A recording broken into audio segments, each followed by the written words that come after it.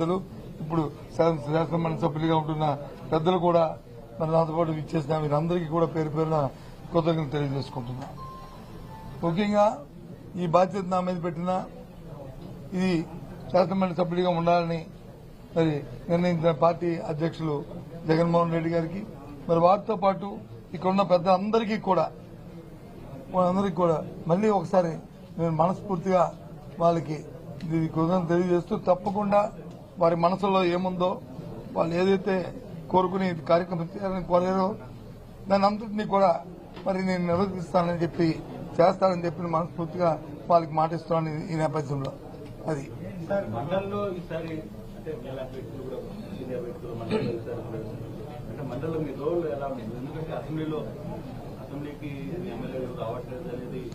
మండలిలో అసెంబ్లీకి రాలేదు, అసెంబ్లీకి వచ్చారా, మండలిలో వచ్చారా లేదా ఇది సమస్య కాదు.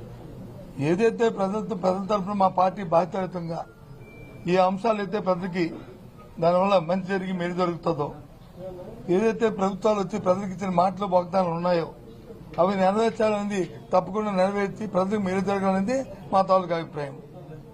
ఎవరి మీద బురద జల్లాలని, ఎవరి మీద రాయిస్తాలని అది చూసి ఆనందించాలనేది మా అభ్యంతరం కాదు. బాధ్యతాయుతంగా ప్రజల పక్షాన ప్రజల గొంతుగా నిలబడి ఇవాళ మండలిలో మా పార్టీ తాలూకా వాడిని, మా పార్టీ అభిప్రాయాన్ని, విధానాన్ని, అలాగే ప్రజల తరఫున పడుతున్న ఏమైనా ఇబ్బందులు వస్తే ఆ ఇబ్బందులకి ప్రజల దృష్టికి సభ ద్వారా ప్రభుత్వం దృష్టి తీసుకొచ్చి దాన్ని సఫలీకృతం చేయడానికి మా వంతు ప్రయత్నం చేస్తాం. ఏదండి గొంతుని వినిపిస్తారు. ఎన్నాళ్ళైంది శాసనసభ స్టార్ట్ అయ్యి? ఎన్నాళ్ళైంది? ఇంకా ఓ సభ అయింది. ఆ సభ అప్పుడే మీరు ఆ నిర్ణయానికి వస్తారుగా. ఇప్పుడు 3 నెలలు అయింది. 75 రోజు, ఇది 75వ రోజు అనుకుంటాను. మరి ఇప్పుడు ప్రజెంట్ ప్రభుత్వం ఎన్నో వాగ్దానాలు చేసింది. ఎందుకు చేయలేదు అంటే దానికి అర్థం ఉందా? Take time, give time, you will see.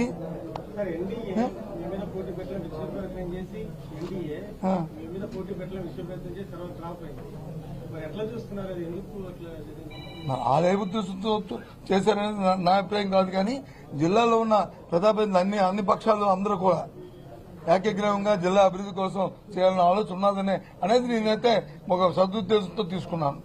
ఆ ప్రకారమే రాబోయే కాలంలో కూడా విశాఖపట్నం జిల్లా పూర్తిగా, అలాగే మా ఉత్తరాంధ్ర ప్రాంతం పూర్తిగా ఒకే మాట మీద మరి అభివృద్ధి చెందాలి, రాజకీయాలకు అతీతంగా అనేది ఈ ఎన్నిక ద్వారా నేను కోరుకుంటున్నాను.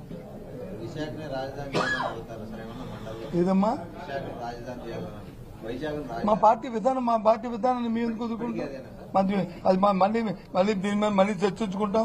మాది ఈ క్షణం కింద అదే విధానం, అది కొనసాగిస్తాం అనేది మా పార్టీ నిర్ణయం చేసుకున్న తర్వాత మళ్ళీ మీకు చెప్తాను. నేను అది మా అధ్యక్షుడు చెప్తారు, లేకపోతే నేను చెప్తాను, లేదా మా పార్టీ ఫోరం మీద చెప్తాము, లేదా మా పార్టీ నాయకులు చెప్తారు, మా స్పోక్స్ చెప్తారు, ఎవరైనా సరే చెప్తాము.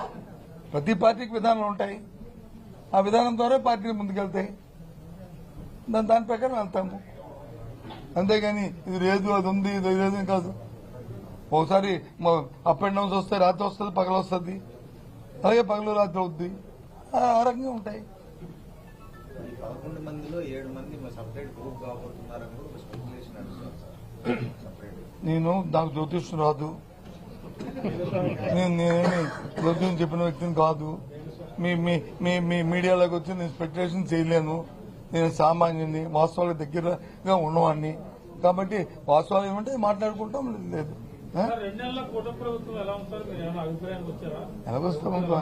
ఎలాగొస్తామబ్బా, రాజకీయాలు వేరు, వాస్తవాలు వేరు. రాజకీయాల్లో మాట్లాడుకోవాలంటే ఇచ్చిన మాటను వచ్చి మన్నాడే అమలు జరపలేదని అనుకుంటాం. వాస్తవాలకు వస్తే పరిస్థితులు వచ్చి మన చక్కదిద్దుకొని చేయాలని అనుకుంటారు. అయితే మాలాంటి వాళ్ళు ఏమనుకుంటామంటే, ఇది పరిస్థితి తెలిసే కదా వాగ్దానాలు చేశారు కదా, పరిస్థితి తెలిసే కదా చేశారు కదా, చేస్తే బాగుంటుంది, ప్రజలకు మేలు జరుగుతుందని మేము అనుకుంటాం. దానికి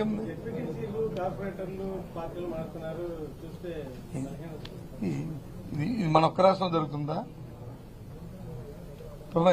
భారతదేశ రాజకీయాల్లో ఎక్కడ మన ఒక్క రాష్ట్రంలో ఉంది ఇది. ఈ మారడాలు చేరడాలు ఇవన్నీ వస్తుంటాయి. కొత్త నీరు పోయి పాత నీరు వస్తుంది, పాత నీరు పోయి కొత్త నీరు వస్తుంది.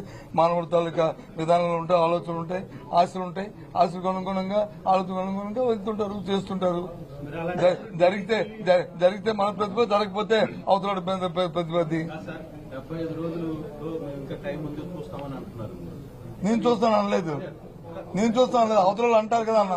నేను చూస్తాను అనలేదు. తప్పు నా మీద తోయకు. ఢిల్లీకి వెళ్ళి మీరు అక్కడ నిరసన కూడా చేసి వచ్చిన దాని వేరు ఇది వేరు. ఢిల్లీకి దీనికి వెళ్ళాము. రాష్ట్రంలో జరుగుతున్న శాంతి భద్రత జరుగుతున్న దౌర్జన్యం